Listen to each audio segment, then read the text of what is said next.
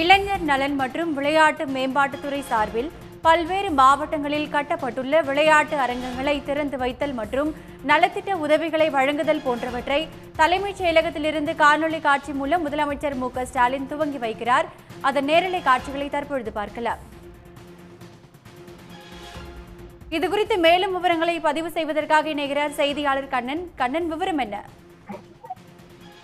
நிச்சயமாக தமிழ்நாடு முதலமைச்சர் மு.க.ஸ்டாலின் தலைமையில் திமுக ஆட்சியில் விளையாட்டுத் துறையை மேம்படுத்துவதற்கான அனைத்து நடவடிக்கைகளும் மேம்படுத்தப்பட்டு வருகிறது.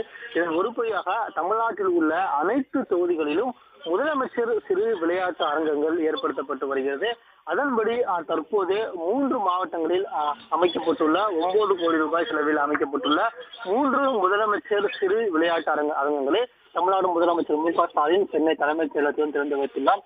அதன்படி புதுக்கோட்டை, திருப்பத்தூர், திருப்பூர் ஆகிய மாவட்டங்களில் அமைக்கப்பட்டுள்ள அந்த சிறு விளையாட்டு அரங்கங்களை முதலமைச்சர் மு.க.ஸ்டாலின் திறந்து வைத்துள்ளார். இதனைத் தொடர்ந்து 15 கோடி ரூபாய் செலவில் பல்வேறு விளையாட்டு வசதிகளுடன் கட்டப்பட்டுள்ள மாவட்ட விளையாட்டு வளாகம் மற்றும் சென்னை, திருச்சி, மதுரை, கடலூர், திருநெல்வேலி ஆகிய 6 இடங்களில் அமைக்கப்பட்டுள்ள 6 கோடியே 38 செலவில் அமைக்கப்பட்டுள்ள 5 பாரா விளையாட்டு மைதானங்களையும், கோவில்பட்டியில் 7 கோடி ரூபாய் செலவில் கட்டப்பட்டுள்ள ஹாக்கி விளையாட்டு மாணவர்களுக்கான முதன்மை நிலையத்தையும் தமிழ்நாடு முதலமைச்சர் மு.க.ஸ்டாலின் சென்னை தலைமைச் செயலகத்திலிருந்து தற்போது காணொலி காட்சி வாயிலாக திறந்து வைத்துள்ளார்.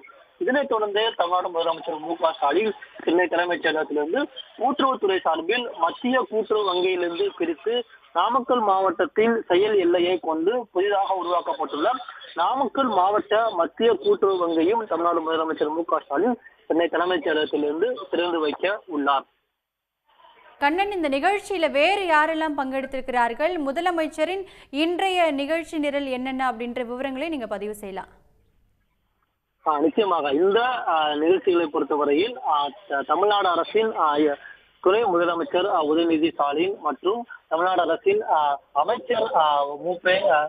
சுவாமிநாதன், தலைமைச் செயலாளர் முருகானந்தம் மற்றும் விளையாட்டுத்துறை மற்றும் தலைமைச் செயலாளர் முருகானந்தம், பொதுப்பணித்துறை அமைச்சர் ஏவாவேலு உள்ளிட்ட முக்கிய மூத்த அமைச்சர்கள் மற்றும் தமிழ்நாடு அரசின் தலைமைச் செயலாளர்கள் உள்ளிட்டவர்கள் இந்த நிகழ்ச்சியில் கலந்து கொண்டுள்ளனர். இதனைத் தொடர்ந்து தமிழ்நாடு முதலமைச்சர் மு.க.ஸ்டாலின் சென்னை தலைமைச் செயலகத்தில் அரசு ஊழியர்களுக்கு விபத்து மற்றும் காப்பீட்டு உள்ளிட்ட வங்கி சலுகைகளை கட்டணமின்றி வழங்கிட 7 முன்னோடி வங்கிகளுடன் தமிழ்நாடு அரசு புரிந்துணர்வு ஒப்பந்தம் மேற்கொண்டதன் அடிப்படையில் அரசு ஊழியர்களுக்கு சம்பள கணக்கு பராமரிக்கும் வங்கிகள் மூலம் விபத்து மற்றும் இயற்கை மரணமடைந்த அரசு ஊழியர்களின் குடும்பத்தினருக்கு விபத்து மற்றும் ஆயுள் காப்பீட்டு தொகை மற்றும் திருமண உதவித்தொகை மற்றும் உயர்கல்விக்கான காசோலையும் தமிழ்நாடு முதலமைச்சர் மு.க.ஸ்டாலின் சென்னை தலைமைச் செயலகத்திலிருந்து வழங்க உள்ளார்.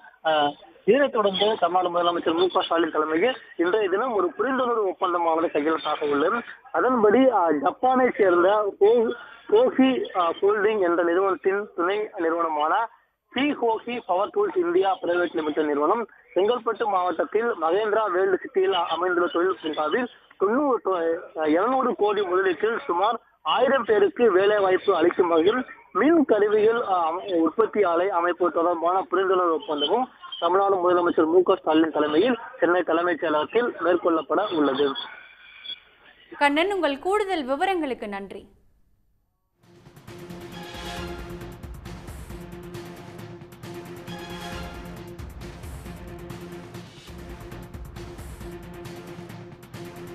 செங்கல்பட்டில் மின்கருவி ஆலைக்கு புரிந்துணர்வு ஒப்பந்தம் என்று பல புரிந்துணர்வு ஒப்பந்தம் காணொலி காட்சி மூலமாக முதலமைச்சர் மு.க.ஸ்டாலின் இன்று திறந்து வைக்கிறார். இது குறித்தான நேரலை காட்சிகளை தற்பொழுது நாம் பார்த்து கொண்டிருக்கிறோம். நாமக்கல்லில் மாவட்ட மத்திய கூட்டுறவு வங்கி கட்டடமும் காணொலி காட்சி வாயிலாக திறக்கப்படுகிறது.